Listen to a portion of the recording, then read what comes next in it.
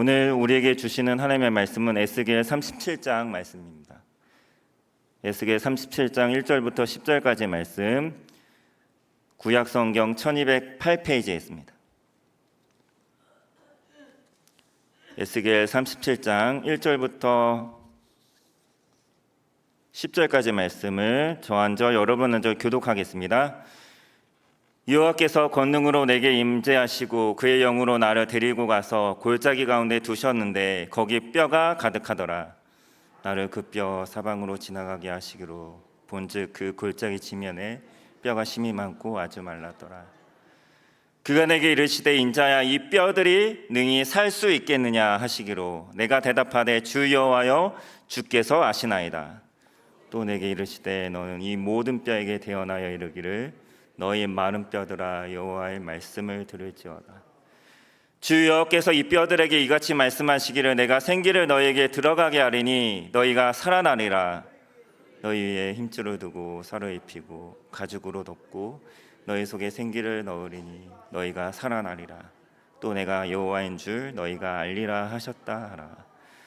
이에 내가 명령을 따라 대언하니 대언할 때에 소리가 나고 움직이며 이 뼈 저 뼈가 들어맞아 뼈들이 서로 연결되더라.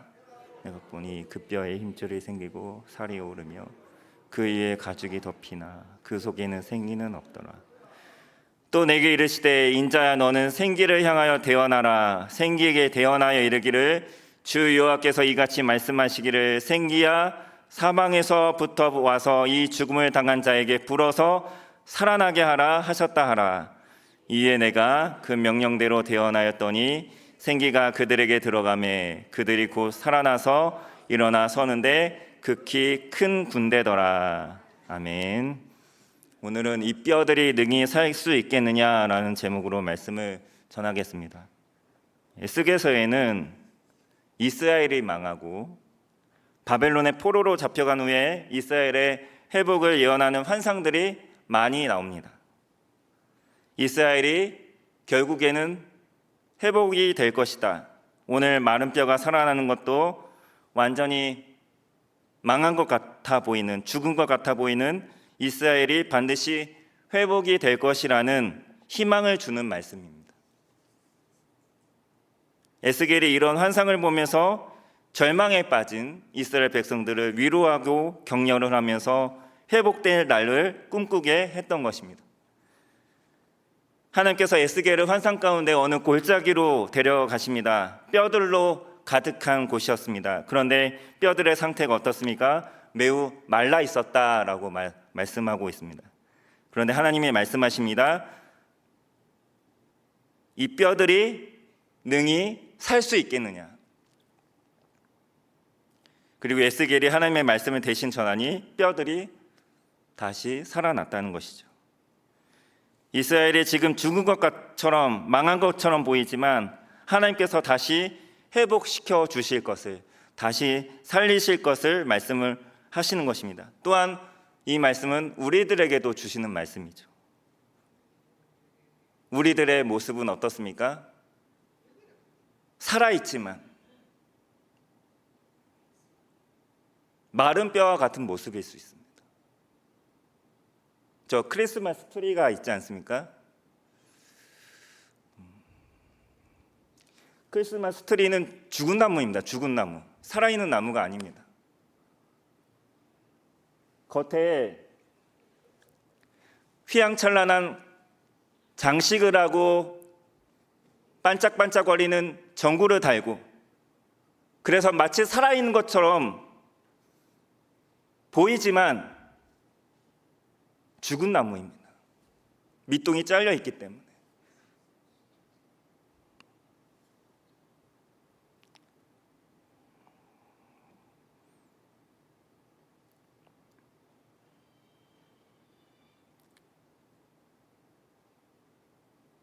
내가 지금 처한 현실이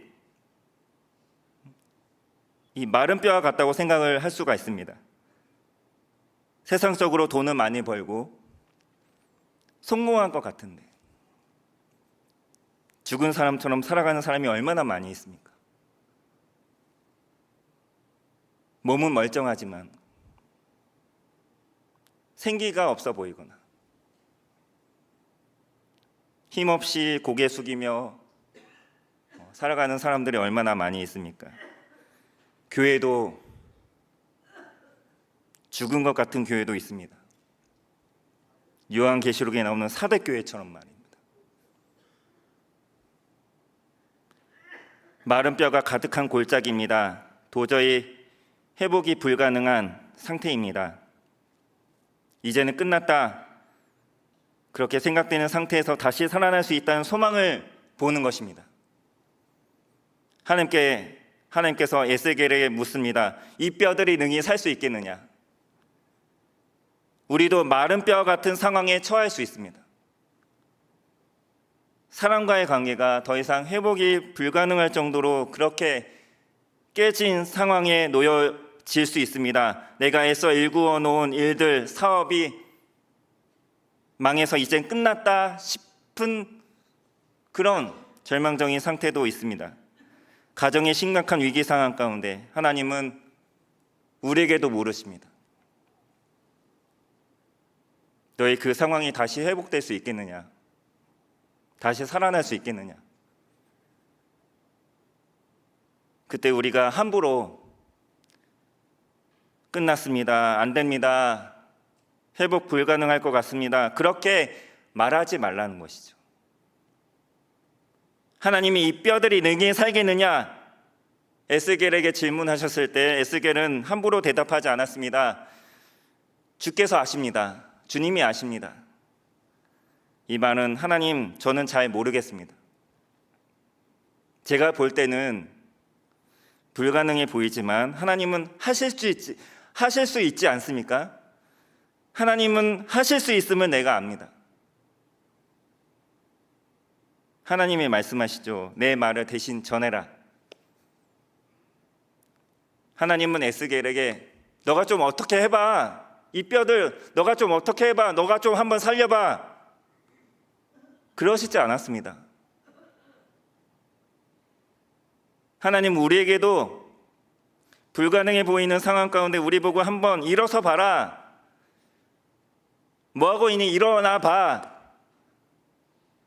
너희가 좀 살려봐. 그러시지 않습니다. 그저 하나님의 말씀을 대신 전하라는 것입니다. 대신 전했더니 회복이 되는 것이죠. 살아나는 것입니다. 생기야 사망에서 불어오라 말하니까 생기도 들어가는 것이죠. 이 뼈들이 능히 살 수 있겠느냐? 우리 삶의 어떤 부분이든지 우리는 이것이 과연 회복이 될 수 있을까? 더 나아질 수 있을까? 더 좋아질 수 있을까? 이런 하나님의 질문 앞에 소망과 가능성을 볼 수 있는 눈을 키워야 합니다. 불과 30년, 40년 전과 비교해 볼 때 지금 우리는 얼마나 풍요롭고 풍족하고 잘 살아가고 있습니까?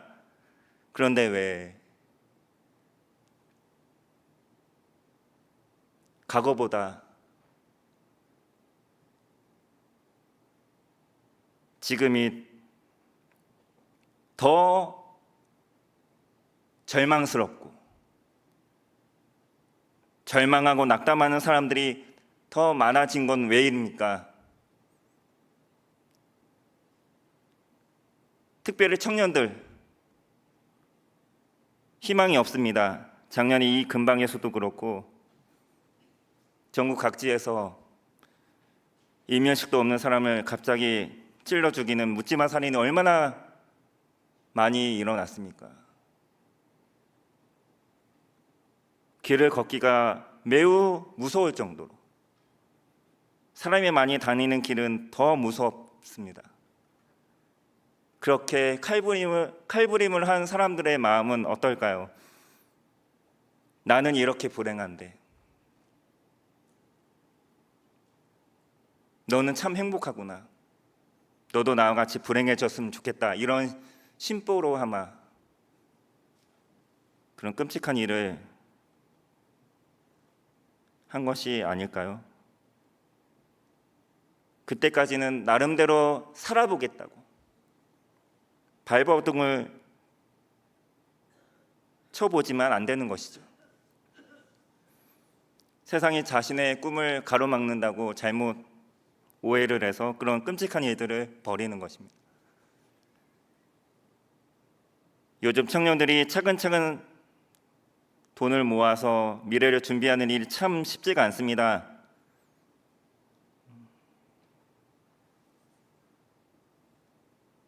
학자금 대출도 갚아야 되고, 언제 내가 원하는 꿈을 이룰 수 있을까? 이게 굉장히 불투명하기 때문에 한 번 사는 인생 원 없이 한번 누려보자는 마음으로 빚을 내서라도 값비싼 외제차를 구입하는 20, 30대 청년들이 늘고 있다고 합니다. 빚을 갚지 못하게 되면 결국 파산에 이르게 되는 것이죠.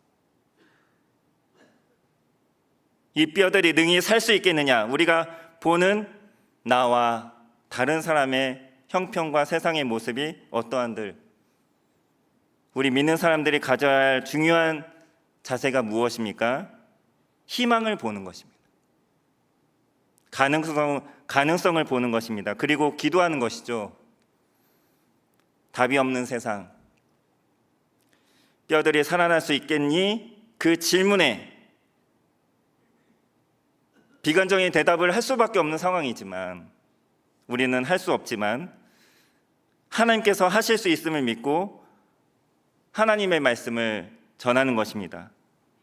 살려 주옵소서, 회복시켜 주옵소서, 그렇게 기도하면서 믿는 우리가 하나님 앞에서, 하나님 안에서 희망찬 미래를 먼저 열어가야 하지 않겠습니까? 이 마른 뼈의 상태는 객관적인 눈으로 보고 인간적인 눈으로 볼 때는 어떻습니까? 회복이 불가능합니다. 끝입니다. 그런데 우리에게는 하나님이 계시잖아요. 그래서 우리는 거기서 한 발짝 더 나가야 되는 것입니다.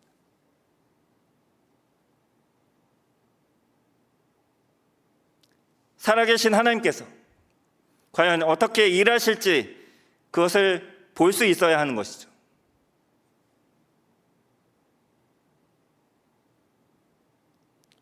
내 상황과 다른 이들의 상황, 세상과 현실은 이미 끝난 것처럼 보일 수가 있는데, 회복될 가능성을 보고 다른 이들의 손을 잡아주면 일어날 수 있지 않을까? 그런 기대감으로 다시 일어설 수 있도록 우리가 할 수 있는 무슨 일이라도 해야 되지 않겠습니까? 강도 만난 이웃을 보는 레위인과 제사장처럼 거의 죽어가는 사람을 내버려 두면서 끝났다, 그렇게 생각하는 것이 아니라 선한 사마리아인처럼 우리의 손을 내밀어서 그에게 생명이 붙어 있는지 맥박이 뛰는지 느껴봐야 하지 않겠습니까? 이미 숨이 멎었다면 어쩔 수 없지만 아직 숨이 붙어 있다면 그래도 희망이 있으니 살려봐야지, 그런 마음을 품는, 영혼에 대한 그런 마음을 품는 우리와 우리 교회가 되어야 할 줄 믿습니다. 우리도 동일하게 믿지 않는 세상 사람들과 절망적인 현실을 봅니다. 그러나 우리는 예수님을 믿기 때문에, 하나님을 믿기 때문에 다른 눈을 하나 더 가져야 하는 것이죠. 가능성을 보는 눈, 희망을 보는 눈을 가져야 합니다. 1885년 원더우드 선교사가 26살의 나이에 우리나라에 들어왔습니다. 아펜젤러 선교사는 27살에 들어왔습니다. 아펜젤러 선교사는 결혼을 하고 아내가 임신을 한 몸으로 왔습니다.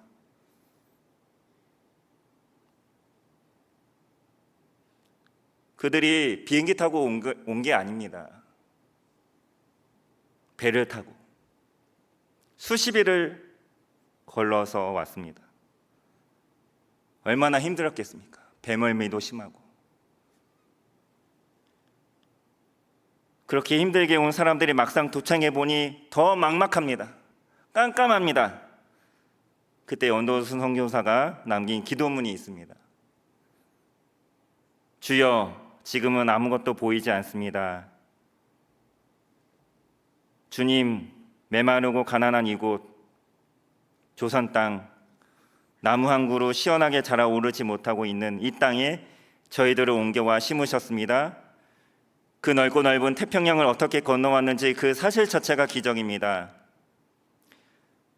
지금은 아무것도 보이지 않습니다. 보이는 것은 그저 고집스럽게 얼룩진 어둠뿐입니다. 어둠과 가난과 인습에 묶여있는 조선 사람뿐입니다. 그들은 왜 묶여있는지도 고통이라는 것도 모르고 있습니다. 고통을 고통인 줄 모르는 자에게 고통을 벗겨주겠다고 하면 의심부터 하고 화를 냅니다. 조선 남자들의 속셈이 보이지 않습니다. 이 나라 조정의 내심도 보이지 않습니다.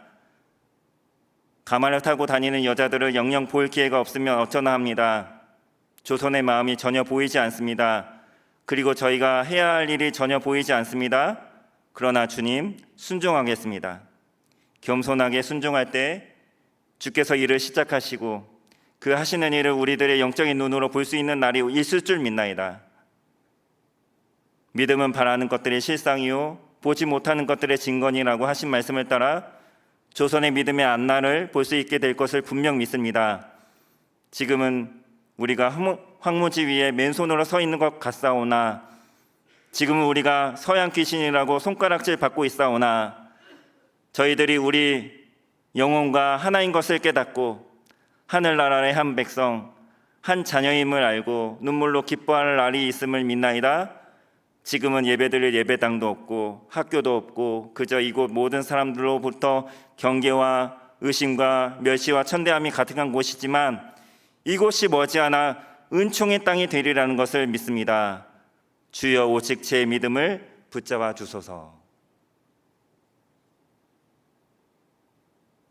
아무것도 보이지 않는 상황 가운데 희망을 보았던 이런 분들 때문에 우리가 지금 예수 믿고 잘 살아가고 있지 않습니까? 이들이 포기하고 힘들다고 포기하고 돌아갔다면 어떻게 되었을까요?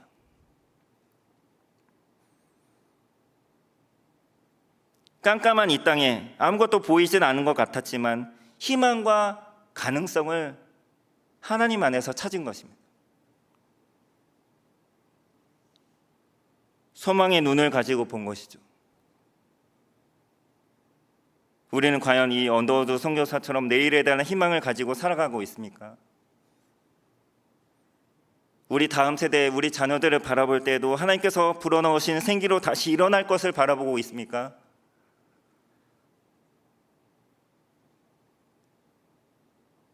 외딴방 엄마를 부탁해라는 베스트셀러 책을 쓴 작가 신경숙 씨를 잘 알고 계십니까? 이 신경숙 작가가 그 작가의 길에 들어선 계기가 참으로 독특합니다. 학창 시절에 벌로 쓰게 된 반성문 때문이라고 합니다. 서울의 영등포여고 야간반을 다니던 그녀가 어려운 가정 환경 때문에 공부를 하면서도 생계를 위해서 공장에서 납땜질을 하며 그렇게 지냈다고 합니다. 급여는 너무나 적고 인생의 앞길이 전혀 보이지 않았다고 합니다. 결국 학교를 일주일이나 무단으로 결석을 했는데 당시 담임 선생님께서 그녀를 너무 엄하게 혼내면 학교에 나오지 않을까 봐 그냥 방성문을 쓰면서 너가 하고 싶은 이야기를 한번 써오라고 했다고 합니다.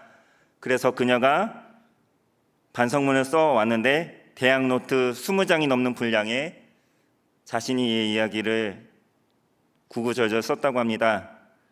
선생님께서 그 글을 보며 이 친구가, 이 소녀가 작가로서 가능성이 있구나라고 생각을 해서 소설을 한번 써보는 것이 어떻겠니? 라고 권유를 했고, 이런 선생님의 따뜻한 격려의 말이 그녀가 작가로서 가능성과 잠재력을 일깨워 준 것이라고 볼 수 있겠습니다. 우리에게도 희망의 눈으로 보고 가능성과 잠재력을 볼 수 있는 눈이 필요합니다. 이 선생님처럼. 먼저는 내 자신을 향해서, 내 자녀에게도, 다른 사람들에게도, 나에게는 거울을 보면서 다른 사람들에게도 너 괜찮아, 너 몇 번 좌절을 겪었지, 어려웠지, 힘들었지, 너 시험에 많이 떨어졌지만 너 언젠간 될 거야, 그렇게 격려를 하는 것이죠. 왜요? 하나님이 나와 함께 하시고 너와 함께 하시고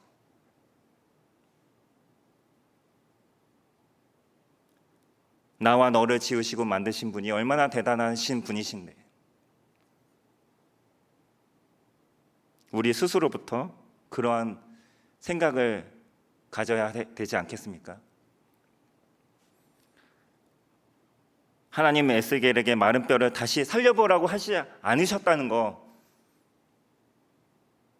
그냥 내가 하는 말만 전해라, 그렇게 명령하셨습니다. 그렇습니다. 우리가 크고 놀라운 일은 못하지만 하나님의 말씀을 가슴으로 받고 그 말씀 그대로 믿고 하나님께서 우리에게 주시는 격려의 말씀, 내 사랑하는 아들아, 넌 할 수 있다, 충분히 할 수 있어, 그런 메시지를 우리가 성경 속에서 찾고 듣는다면, 그 말씀을 그대로 믿는다면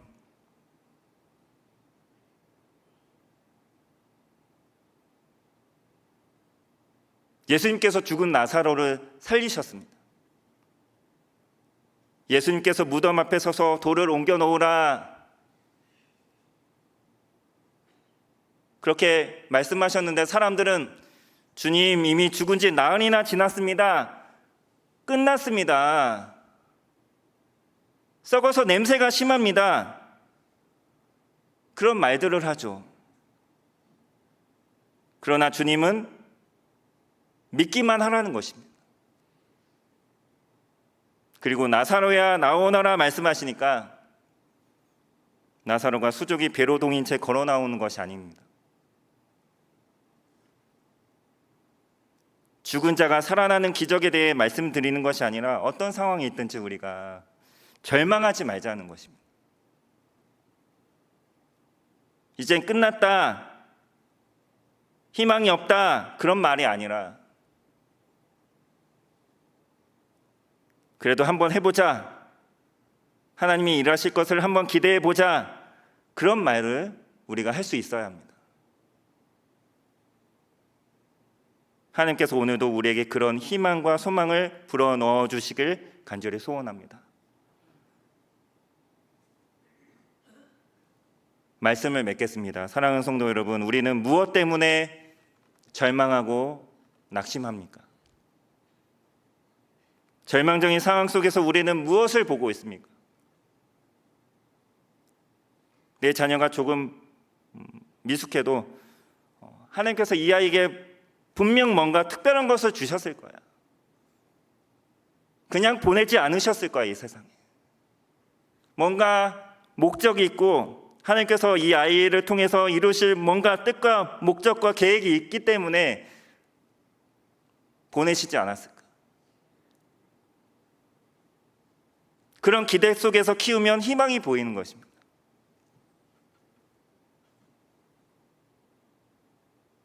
넌 안 돼, 너 주제에 뭐가 되겠니? 이렇게 생각하고 말하는 부모나 그 말을 듣는 아이는 얼마나 불행하고 비참합니까?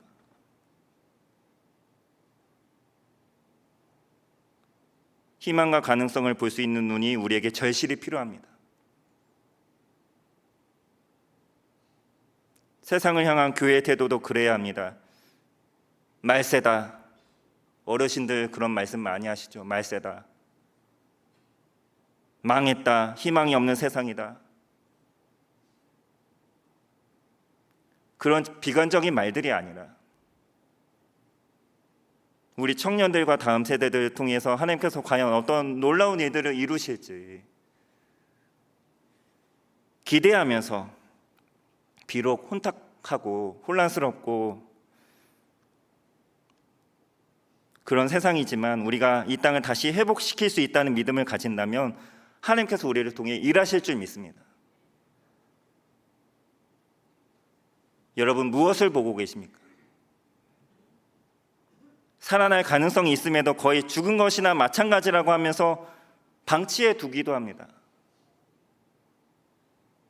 어떤 것은 거의 죽었다 싶은데 그래도 아직 생명이 붙어있다 하면서 살리기 위해서 온 힘을 쏟아부어 심폐소생을 하면서도 살려내는 경우도 있습니다. 살리고자 했던 사람이 없었다면 그 생명은 과연 어떻게 되었을까요? 살아야 돼 하면서 몇십 분이고 땀을 뻘뻘 흘리면서 꺼져가는 생명을 살리고자 왜 그렇게까지 애를 쓰는 것입니까? 살 수 있는 희망과 가능성을 보는 것입니다. 좀만 더 내가 애쓰면 살릴 수 있지 않을까? 그런 희망을 가슴에 품고 세상을 살리고 죽어가는 이 땅의 생명의 기운을, 성령의 기운을 불어넣는 역할을 힘있게 감당하는 저와 여러분 모두가 될 수 있기를 간절히 소원합니다.